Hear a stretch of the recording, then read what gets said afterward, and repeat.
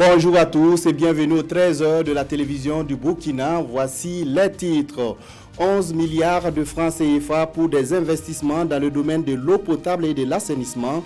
Le financement sera assuré par la République fédérale d'Allemagne. Les modalités sont consignées dans la convention signée ce matin entre l'ambassadeur d'Allemagne et le ministre de l'eau et de l'assainissement. Et puis en France, Emmanuel Macron a-t-il agi trop tard?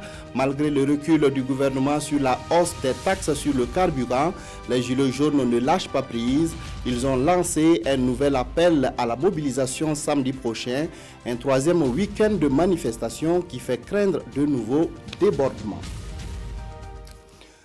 La République fédérale d'Allemagne demeure un partenaire sûr du Burkina dans le domaine des financements des projets et programmes en matière d'eau potable et d'assainissement. L'ambassadeur d'Allemagne au Burkina et le ministre en charge de l'eau ont procédé ce matin à la signature d'une convention de plus de 11 milliards de francs CFA, des fonds qui serviront à la réalisation d'infrastructures d'approvisionnement en eau potable et d'assainissement en milieu rural et en milieu urbain. Des détails avec Jean-Eudes Bayala et Abdul Rasmane Zongo. La République fédérale d'Allemagne et le Burkina Faso ont renseigné en ordre de bataille face aux grands défis de l'eau et de l'assainissement. Et au ministère de tutelle, ce combat est facilité et renforcé par une signature de convention d'une valeur de plus de 11 milliards de francs CFA.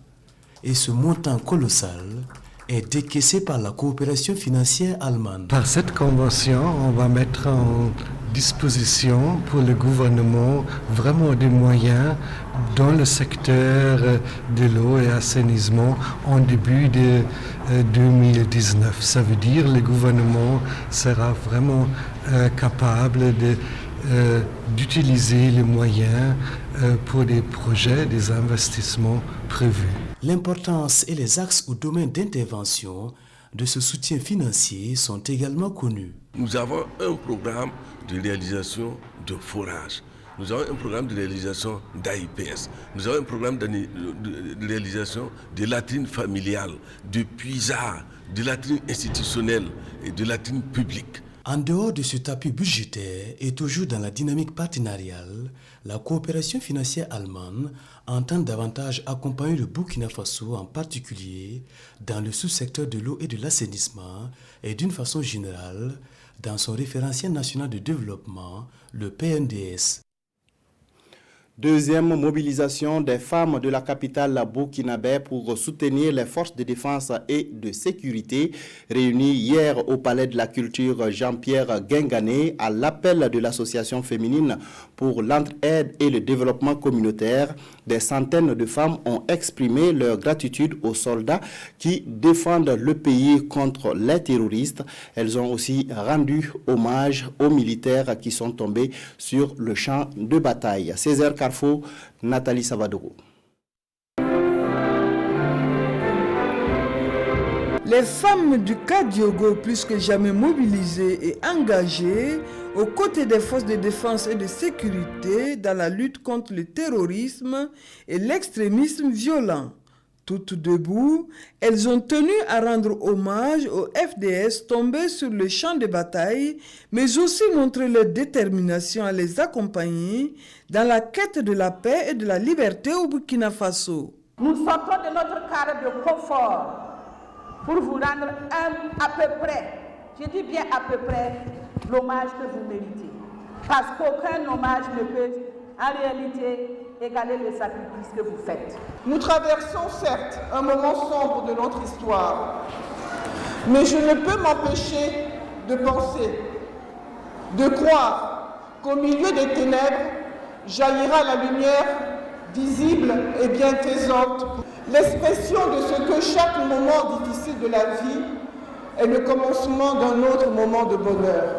Les femmes ont remis une cinquantaine de bourses d'une valeur de 1 500 000 francs CFA pour honorer la scolarité des orphelins et 5 tonnes de céréales pour les familles. Ce geste, ainsi que tous les autres du genre qui viennent du profond de notre société, va compléter celui de l'État. Ces efforts que l'État lui-même fait pour que de plus en plus aller à cette bataille ne soit pas un handicap pour sa famille. Les femmes condamnent avec la dernière énergie ces attaques qu'elles qualifient de barbares et lâches et qui visent à créer la psychose et la division du peuple burkinabé. Elles invitent toutes leurs sœurs à dénoncer tout cas suspect aux forces de défense et de sécurité. La FAO vient de mettre en place une nouvelle approche pour accroître la productivité agricole dans 7 pays d'Afrique, l'Italie et l'Inde. Dénommée approche champ, elle vise à intégrer la résilience climatique dans la production agricole et pastorale. Rasmane Zoundi, Vincent Kendrebego. L'approche Champ des producteurs, un projet porté par l'Organisation des Nations Unies pour l'alimentation et l'agriculture, FAO. Son ambition, intégrer la résilience climatique à la production agricole et pastorale pour une sécurité alimentaire dans les zones rurales vulnérables. Et cette rencontre sous-régionale de Ouagadougou entre les acteurs du secteur agro-silvo-pastoral se veut un cadre d'échange et de partage d'expériences en la matière. Nous sommes en train de travailler dans la résilience, faire en sorte que les agriculteurs aient les capacités et pour améliorer la production malgré les effets du changement climatique. Donc cet atelier doit faire le point sur les connaissances mises en œuvre, et analyser les expériences vécues dans les différents pays, faire un partage d'expériences, renforcer les acquis et voir qu'est-ce qu'il faut orienter comme action dans le but d'être performant dans la vulgarisation et la formation des producteurs sur le terrain. L'avantage d'ateliers comme celui-là, c'est aussi d'échanger les expériences et de voir ce qui peut être fait dans notre contexte du Burkina Faso, de la région, parce que c'est des systèmes qui sont très très similaires et justement, et c'est un des points forts, je pense, de ces ateliers régionaux ou sous-régionaux. Cette stratégie est en droite ligne avec l'objectif 2 de l'agenda du développement durable des Nations Unies. Il consiste à éliminer la faim, assurer la sécurité alimentaire, améliorer la nutrition et de promouvoir l'agriculture durable à l'horizon 2030. Les délégués burkinabés qui participent à la COP 24 en Pologne ont rencontré ce matin le secrétaire général du ministère en charge de l'environnement. Les enjeux de la participation du Burkina Faso à la conférence internationale sur le climat ont fait l'objet d'échanges. Désiré Ilboudo, Ibrahim Sanou. C'est une journée de rencontres et d'échanges pour la délégation burkinabé présente à cette conférence sur le climat. L'objectif, selon le secrétaire général du ministère en charge de l'environnement, est de rendre utile la participation du Burkina à la COP 24. Nous sommes une composante de plusieurs origines. Nous avons des acteurs de la société civile, des acteurs étatiques. Il était donc important qu'ensemble, nous préparions véritablement notre contribution à cette COP. Parce que l'idée, pour nous, c'est d'optimiser donc notre participation à cette COP. La mission de notre délégation est de travailler à l'opérationnalisation de l'accord de Paris. Il s'agit pour nous aujourd'hui de travailler à obtenir notamment les financements nécessaires pour la réalisation de nos différents projets dans le cadre de la lutte contre les changements climatiques. C'est pour cette raison que l'ensemble des acteurs ici présents ont été responsabilisés par rapport à un certain nombre d'événements, de sorte à ce que chacun puisse effectivement rendre compte à l'heure du bilan de sa participation. Pour cela, dès l'ouverture de la conférence, les délégués du Burkina prennent part à des side events pour valoriser l'expertise de notre pays en matière de lutte contre les changements climatiques. Champion dans la lutte contre l'avancée du désert, Yacouba Savadogo, lauréat du prix alternatif 2018, est rentré hier à Waïgouya. Il a été accueilli par une population en liesse, fière du fils dont le travail a été reconnu par la communauté internationale. Issoufou Kaboré, Herman Toé. Il est 11h55 lorsque Yacouba Savadogo foule le sol de la cité de Nabakango ce mardi 4 décembre. Au milieu de cette foule, l'homme qui a arrêté le désert est accueilli par les autorités administratives à l'entrée de la ville. Après quelques poignées de main, le lauréat du prix alternatif 2018 est accompagné en pompe chez l'autorité régionale où il est reçu avec joie, honneur et fierté. Nous pensons que ce prix est un symbole, que ce prix parle au cœur de chacun de nous, que toute œuvre de développement, que toute œuvre au profit des populations est toujours récompensée à sa juste valeur. C'est ce que nous avons vécu, c'est ce que nous connaissons avec notre frère. L'accueil s'est poursuivi au domicile du lauréat. Là encore, la joie est immense. Femmes, enfants et vieux se sont mobilisés pour célébrer le retour de l'enfant prodige. Des instants de bonheur que Yacouba considère comme une bénédiction divine. Je suis comblé de joie. Le prix que je viens de recevoir est un don de Dieu et ses retombées profiteront à toute la nation car je compte construire une école de formation pour les générations à venir. J'invite tous les Burkinabés, notamment les jeunes, à se mettre au travail. C'est le seul moyen pour développer notre pays. Âgé de 80 ans, Yacouba Sawadogo, affectueusement appelé Yacouba Zai, ou l'homme qui a arrêté le désert, a été distingué prix alternatif 2018 le 24 septembre dernier en récompense de sa lutte contre l'avancée du désert dans son pays. En sport, Salitas a arraché ce mardi son ticket de qualification pour les 16e de finale de la Coupe de la CAF, malgré sa défaite 3-1 face au Wakria Athletic Club de la Guinée. Le club burkinabé se qualifie grâce à sa victoire à 2-0 obtenue au match aller à Ouagadougou il y a une semaine. Nongba Kouda, Salif Sabadougou. Dans la douleur et dans le suspense, Salita sauve sa peau face au Wakria Athletic Club. Les hommes de Lagui Koulibaly entrent timidement dans le match, comme à l'aller. Le danger se fait sentir à plusieurs reprises devant les buts de Daouda Diakité. Mais sur cette belle récupération de Youssouf Barou à la 39e minute, Ilas Sawadogo calme les ardeurs du Wakria Athletic Club. 1-0 pour Salitas. Court avantage puisqu'à la 41e minute, Désiré Yaouvi Assimba sur un exploit personnel fusille Daouda Diakité pour l'égalisation. Un but partout à la pause. Galvanisé par ce but égalisateur, le Wakria insiste dans son agressivité et surprend Daouda Diakité à nouveau à la 48e minute. Lousseni Kalissa soulève le stade du 28 septembre. 2-1 pour le WAC. Et à la 71e minute, l'équipe de Bokeh est réduite à 10 suite à cette faute sur Youssouf Barou.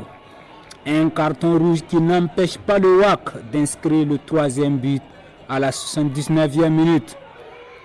3-1 pour l'équipe locale. L'épée de Damoclès pèse désormais sur Salitas. Heureusement, à la 90e minute, une claquette de Daouda Diakité sauve l'essentiel. Et voilà Salitas tiré d'affaire. Cette équipe nous a rien montré à Ouagadougou, mais bizarrement ce soir, ils ont été prompts devant nos buts. Je crois que c'est ça aussi les aléas du football. On va retenir beaucoup de leçons par rapport à ça et on va travailler en fonction de ça aussi. L'aventure de Salitas se poursuit donc dans cette Coupe CAF. Prochain adversaire, Al-Masri d'Égypte.